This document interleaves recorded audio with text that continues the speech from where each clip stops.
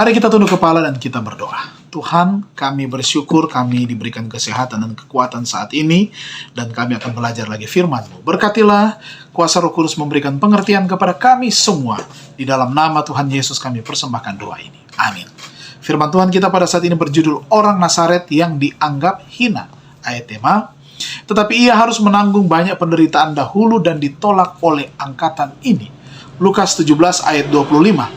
Kekayaan adalah kekuatan untuk berbuat baik ataupun berbuat jahat. Nah, jika katanya itu digunakan dengan benar, itu menjadi sumber dari rasa syukur yang terus-menerus. Karena anugerah Tuhan dihargai dan Sang Pemberi diakui. Dengan menggunakannya sebagaimana yang Allah maksudkan untuk digunakan. Mereka yang merampok Allah dengan menahan dari tujuannya dan dari orang miskin yang menderita akan menemui keadilan pembalasannya.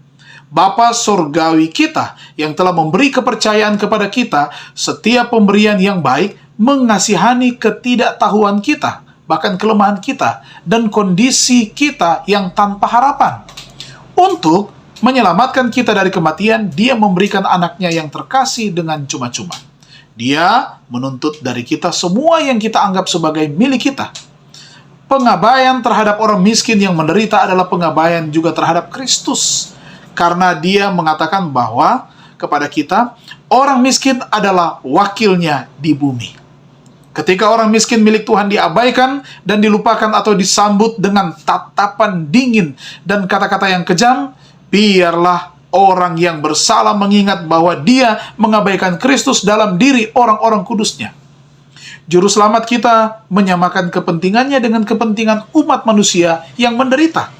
Sebagaimana hati orang tua merindukan kasih dan kelembutan terhadap salah satu kawanan kecilnya yang menderita, demikian pula hati penebus kita bersimpati dengan anak-anak duniawinya yang paling miskin dan paling rendah. Dia telah menempatkan mereka di antara kita untuk membangkitkan di dalam hati kita kasih yang Dia rasakan terhadap yang menderita dan tertindas.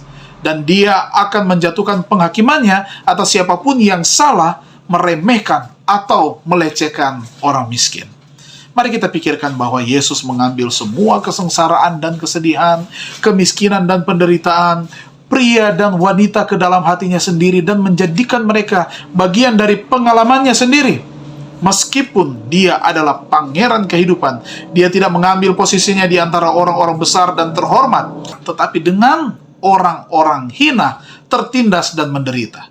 Dia adalah orang Nazaret yang dianggap hina. Dia tidak punya tempat untuk meletakkan kepalanya.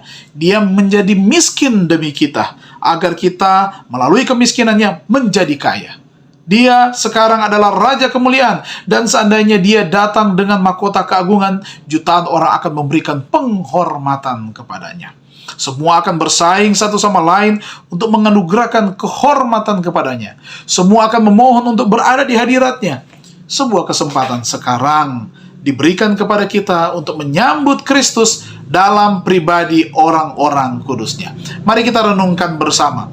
Apakah yang dapat saya lakukan hari ini untuk meringankan penderitaan orang miskin di komunitas saya?